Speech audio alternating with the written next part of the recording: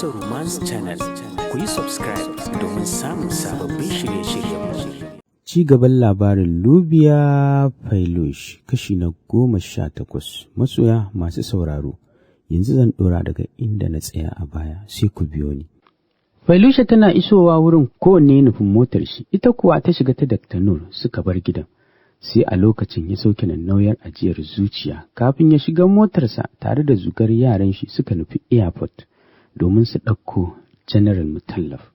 Ko da suka isa airport tuni jirgin su ya sauka, fitowa Shatimai yana duba ta inda zai hango aminin nashi. Wani kyakkyawan matashin saurayi ya zo ta bayan shi kawai ya rungume shi, yana murmushi. Ajiyar zuciya Shatimai ya sauke domin ya san ba mai masa hakan duk faɗin garin nan, in dai ba kannan shi ba to Mutallab ne. Murmushin gefen baki shi ma lokacin da ya juyo da Mutallab din suka runguma juna cike da farin cikin ganin junansu. Kafin duka yaran su kame suna sarawa Mutallab cike da girmamawa. Shi ma mai da musu yi fuskar shi dauke da murmushi kafin suka rike hannun juna shi da Shattima suka shiga mota. Kana direba ya ja suka bar airport din. Man, me yake damun ka ne? Ka rame sosai fa. Cewar Mutallab yana ƙara kafe shi da ido. Shi ma rikitattun idanuwan shi ya zuba wa Mutallab din. Na ɗan wani lokaci kafin ya janye cike da basarwa ya ce, ai kan ba wani sauran zance, CID ya dawo. Ya faɗa tamkar ba shi ne ya yi maganar ba. Dariya sosai Mutallabe yana faɗar, au, ni ne ma CID saboda na tambayi ba a san rama? Lalle ko za ka ga CID. Shi dai bai ƙara cewa komai ba har suka ƙarasa tangame man gidan Mutallab ɗin da ke bayan gidan Shatima kaɗan. Suna zuwa masu gadin gidan suka wangale musu ƙofa suka danna hancin motocin ciski.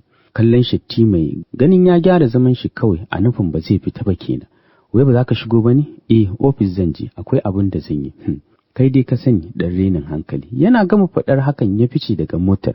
Su kuwa suka ƙara ja suka bar gidan. Tunda suka iso school ita da Yanur yayi mata komai da ya dace kafin yayi tafiyar shi. Bata sha wahalar komai ba domin Yanur ya haɗa ta da kanwar Anti Marwa. Domin ba laifi yarinyar akwai mutunci da son mutane, shi ya saka suka zo ne ita da Lusha. Ko da aka tashi ma auta Faiz ne ya zo ya ɗauke ta, domin dai da gaske mijinta yake fa akan direba ba zai ɗaukar mishi mata ba. To fa tun daga wannan ranar kullum Faiz ke kai Failusha school ya ɗauko ta, kuma har yanzu bata ƙara haɗuwa da Lion ɗinta ba. Kasancewar aiki ya sako su a gaba, shi da amininsa Mutallab domin abin da ya dawo da shi ƙasar kenan. Kullum idan ya fita tun safe baya dawowa gidan sai cikin dare sosai. Hakan yasa ba kowa ke ganin shi a gidan ba. Sai dai kullum yana azabtuwa da rashin matar shi, ga wata irin kewarta da ke ɗawainiya da shi. Santa sai ƙara azalzalar ruhinsa yake yi, amma har yanzu bai ma samu damar ganin ta ba. Ita ma Failusha hakan ce a wurinta domin kuwa ba ƙaramin wutar son mijinta ke ƙara rurar mata ba, saboda abin har ya fara saka ta damuwa.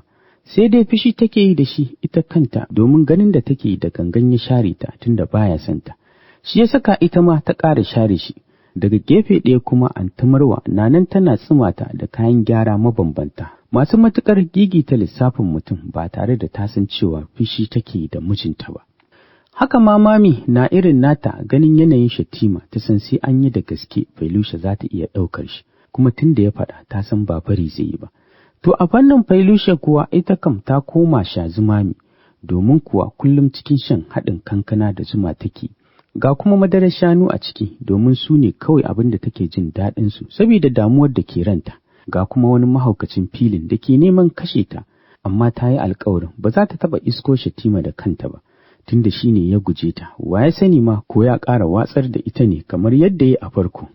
Wata rana idan abin ya ishe ta sai dai ta kulla kanta a ɗaki ta ci kuka har ta gode wa Allah, kana ta yi tsarki da ruwan zafi domin shi ne kawai abin da take ta ɗan samu sauƙi na minti 2. Kano, sosai shirin bikin Munirat da Bashir yakan kama, domin kuwa abbansu ya yi bincike sosai a kan Bashir da ahalinsa, kuma ya gano mutanen kirki ne sosai saɓanin yaron abokin shi da ya so aura mata. Domin kuwa yaron ɗan shaye-shaye ne na ƙarshe, ko gida baya kwana kullum yana club wurin sheke ayar shi. Shi ya saka abban shi ke so ya yi mishi aure ko zai shiru. Ranar da Abba ya gane hakan kuwa ya zo da kanshi ya gaya wa ahalin nashi. Kana ya ba wa Bashir damar fitowa domin manya su shigo ciki. A wannan rana har kuka Mubarak akan yadda suka kulli Cimama domin kuwa duk binciken da Abba yi akan wancan yaron da kuma Bashir tare da shi aka yi shi, ya ga komai shi ya saka hankalin shi ya tashi, kuma ya ta sanya wa mama albarka a rai shi, domin kuwa ba don ita ba da yanzu Munira ta afka gidan halaka. Saboda zama da ɗan giya ai halaka ne. A lokacin da Munira ta ji sakamakon binciken, Mubarak na ta yaban mama yana nadama akan abin da suke mata. Rukayya sai murna take yi yayanta ya gane gaskiya, domin ita dama san ba ta jin daɗin yadda suke zagin mama, kawai don sun fi ƙarfinta ne. Sake Munira ta saki tare da cewa aikin banza, wato kai munafuncinta har ya fara tasiri a kanka, har da kai ya Mubarak. Kaf kake jin bakinta ya haɗe da harshenta, saboda marin da Mubarak ya sauke mata kafin ya nuna ta da yatsa ya ce, wallahi idan kika ƙara kiran mama da munafuka sai na ɓalla ki, banza wawuya mara tunani. Ke yanzu ko da a ce munafuncin ne da gaske kamar yadda kike tunani, ai yayi miki amfani domin ya canza miki kaddara daga shiga mummunar rayuwa zuwa kyakkyawa. Ashe ko ke ce ta farko da ya dace ki fara mutunta munafuncin nata, tunda hakan kike kallo. Amma da yake da kikiya ce ke, shine har yanzu kike mata kallon makiyarki. To ki sani ko da ba da gaske mama ke son mu ba, ta fi ƙarfin duk wani shiƙiyanci daga gare mu, domin kuwa ta yi mana abin da iyayen da suka haife mu suka kasa yi mana. Ta ba mu tarbiyya mai kyau, ba mu gode ba. Ta ba mu ilimin addini wanda zai taimake mu duniya da kuma lahirar mu, ba mu gode ba. Kuma ta sani ba wai bata sani ba, a hakan kuma bata fasa yi mana ba, domin ba dan mu ko iyayen mu take yi ba, dan Allah take. Shi ya saka san ba ta damuwa da iskancin mu. Da a ce munafurci ne kamar yadda kike tunani, da wallahi wata rana sai ta daina, ko dan abin da muke yi wa ɗanta, amma ba ta daina ba.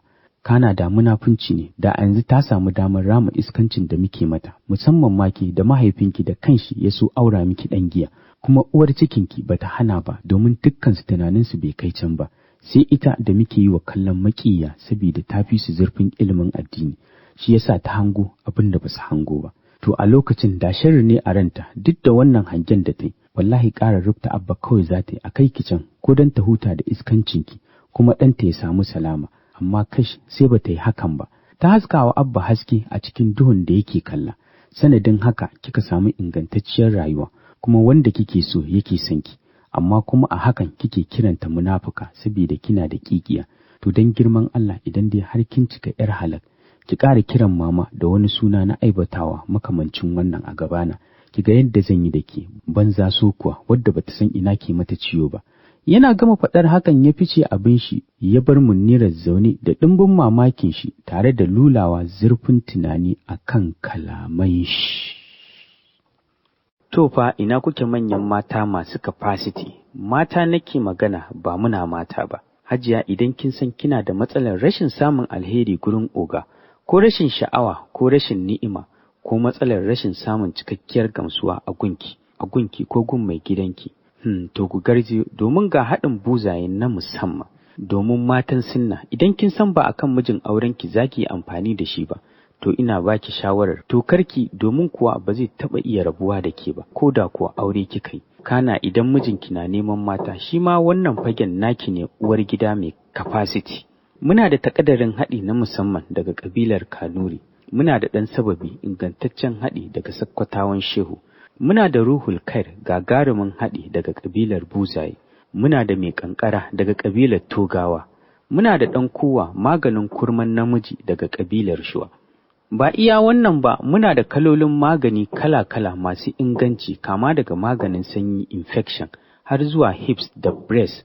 Kana sanyi ko da ya hana ki haihuwa, ko da haifaffe ne a jikinki, bi kudratillah idan kika yi amfani da maganinmu, to zai barki in dai ba na ajali ba ne. Manyan mata a motsa, ga duk mai buƙatar wannan maganin zai iya tuntuɓar Autar Alheri, wato Dr. Yasmin Ahmad a wannan lambar 070-309-2176. Allah ya ba mu lafiya mai amfani duniya da lahira. Abuja. Lieutenant Musayyir fitowa ya daga ofis ɗin shi cikin sassarfa ya nufi dandazon motocin shi. Yaran shi na ganin fitowar shi suka taso suna sara mai tare da buɗe mai mota ya shiga. Kana su ma duk suka shiga, aka tada motocin a 360 suka bar barak ɗin. Kai tsaye school ɗin su Failusha suka nufa, duk da cewa lokacin tashi bai yi ba. Hakan ya isa school tare da saka wani malami ya nemo mai ita ta hanyar bashi complete name ɗinta. Aiko cikin ƙanƙanin lokaci ya sa mota suna tsaka da lecture ya ce ta zo su tafi. Ba yadda ta iya hakan ta taso ta biyo shi ba tare da ta san inda za su ba. Gabanta ne ya yi wani irin faɗuwa ganin dandazon motocin ya Shatima a harabar makarantar. Ga ta riga da ta ƙaraso babu damar komawa ya ci ubanta la'ada waje. Suna ƙarasowa wannan malamin da ya nokin gilas ɗin gefen da Shatima yake zaune. Hakan yasa aka zuge gilas ɗin cikin girmamawa malamin ya ce, ga ta nan yallaɓai.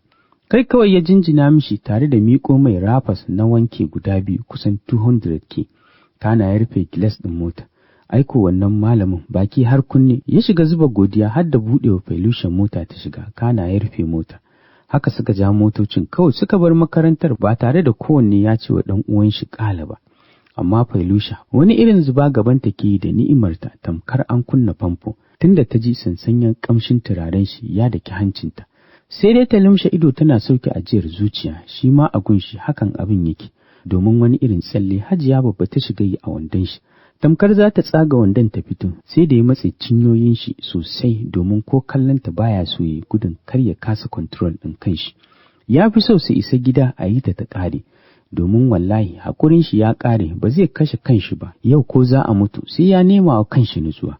Da wannan tunanin har suka isa gida. Ana gama fakin ta ɓalla murfin motar ta fice, shi ma fitowa ya mara mata baya. Suna shiga General Falon suka samu Hajiya kaka zaune ita da Mami da Mahir. Gaida Mami duk suka yi a tare, kana Mahir ya gaida Shatima, ita kuwa Failusha ta gaida shi. Bayan duk sun gaisa ne ya miƙe tare da cewa Failusha mu je. Ya faɗa fuskar shi a mugun ɗaure, cikin sauri ta juyo tana kallon shi kafin ya yi magana suka ji muryar Hajiya kaka tana faɗa, ku je ina, kai mai sunan malam ka fita daga idona na rufe. Tukunna ina ka ɗauko ta iye, yarinyar da ke makaranta. Kallanta ya ta gefen ido kafin ya ja ƙaramin tsaki domin gani yake ɓata mai lokaci kawai take so ta yi. Shi ko yanzu ko me za a yi wallahi sai ya nuna musu asalin kalar shi. Yana gama kawowa nan a zancen shi kawai suka ga ya ɗaga Failusha da hannu ɗaya ya ɗora ta akan kafaɗar shi ya nufi faɗin shi. Cikin sauri Hajiya kaka ta miƙe har zaninta na neman faɗuwa ta bayan shi tana doka mishi kira. Amma kowai gowa bai yi ba, balle ta sa ran zai tsaya ɗin. Mami na ganin haka ta miƙe cikin sauri ta nufi bedroom ɗinta a ranta tana jinjina girman rashin kunyar Shatima.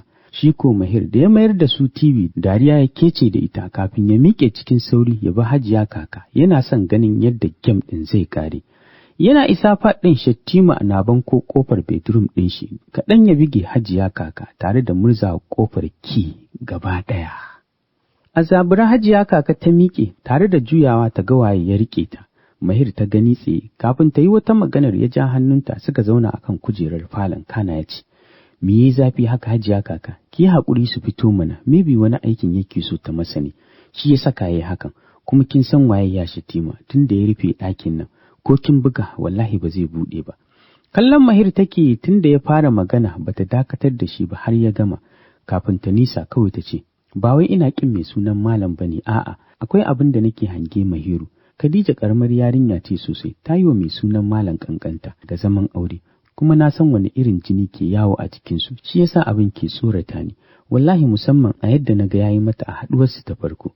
Ta ƙarasa zancen murya cike da rauni, wata muguwar harara Mahir ya banka mata a ran shi ya ce, da ba ku yi tunanin hakan ba kuka aura mishi ita, sai yanzu? A fili kuma sai ya ce, to shikenan Hajiya kaka, amma kima da wauta kike, yanzu fi sabilillahi. Me ya Shatima zai ɗiba a jikin wannan da har zai firgita ki wanda ko kallo mace bata ishe shi ba. Kallon shi Hajiya kaka ta jin abin da ya ce har ta buɗe baki za ta yi magana sai kuma ta yi shiru da bakinta kawai bata ce komai ba. A can cikin bedroom ɗin kuwa yana rufe ƙofar ya jefa ta kan bed tare da jifa da wayoyin shi da ke hannun shi. Kana ya zo zai hauro gadon cikin sauri Failusha ta miƙe tana shirin durowa. Hakan ya sa ya tsaye kawai tare da zuba mata rikitattun idanuwan shi yana ƙare mata kallo. Ita kuwa baki ta turo gaba ganin yadda ya zuba mata ido kawai yana kallanta. Kafin ta buɗe baki da nufin yin magana kawai ta ji saukan lallausan lip ɗin shi cikin nata. Ya yi wa bakinta wani irin riko tare da tallaɓo ƙugunta ya shiga bata wani irin zazzafan kis mai masifar tsayawa a rai. Liftai a jikin shi tana sauraren shi yadda yake tsotsar bakinta a mugun haukaci. Kai daga ji ka san baya cikin nutsuwar shi, wani irin karkarwa jikin shi yake kamar yadda ita ma nata jikin ya ɗauki mazari. A take gabanta ya shiga ambaliyar ni'ima, dama yayi yoyo babu dalili, balle yanzu da gayyato shi aka yi. Kukan nan na shagwaba ta fara masa domin ta kasa jure yadda jikinta ke karɓar saƙon shi, musamman yadda yake murza mazaunanta ta cikin rigarta kamar ba jikin mutum ba. So take yi ta yi ihun daɗi amma ya hana ta saboda bakinta da ke cikin nashi. Cikin wani irin yanayi ta ɗago da hannunta da ke karkarwa ta ɗora akan inda ta ji na harbinta kamar rodi. Aiko cike da zakuwa ta kama antena ɗin shi da take so da sha'awa ta murza kan inda yake zuba tamkar yayi wani releasing. Wani irin bankarewa ya tare da sakin bakinta lokaci ɗaya yana faɗar "Oh she my Lucia," ya faɗa cike da gurnani kafin ya saka hannu biyu ya yaga rigarta da yake ganin tamkar ta shiga tsakanin shi da jin daɗin shi ne. Ji kake Kate ya raba ta biyu ta sauka ƙasa. Cikin sauri Failusha ta shiga zara bra ɗin jikinta ganin yadda ya yi wa rigar kar ya ce hakan zai yi wa bra ya ji mata ciwo domin ta ga kamar baya cikin hayyacin shi. Aiko yana ɗagowa kyawawan twins ɗinta suka yi mishi maraba, wani irin numfashi ya ja tare da janyo ta da mugun ƙarfi ya haɗa ta da jikin shi yana fusgar ajiyar zuciya tamkar ɗan da ke neman uwar shi. ‘Yar ƙara ta saki saboda zafin yadda ya matse ta cikin wani irin murya mai tattare da tsananin filin ta ce, "Wash my lion, menene Lush?" Ya tambaya idan shi na ƙara ƙanƙancewa. "Wai wani shanu na, ba kai ne ba ka matse min su sosai." Ta faɗa tana tura baki gaba tare da saka yatsunta biyu ta cikin rigar shi ta murza numful ɗin shi duka da ƙarfi. Ai a zabure Lieutenant Musayyir ya sake ta yana faɗa, "Wash Allah daɗi, za ta kashe ni wayyo." Yana gama faɗar hakan ya cira ta sai a kan bed cikin shi na bala'in rawa. Ido Mahir ya waro domin furucin shi na ƙarshe a kunnen shi ya sauka, duk da kasancewar ba sosai sautin ke fita ba, amma tabbas wannan muryar babban yayansu ce.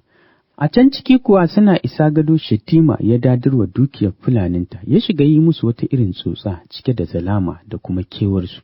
Hakan yake shan nishanin yana zuƙar shi tare da murza ɗaya tamkar ya samu na uwar shi.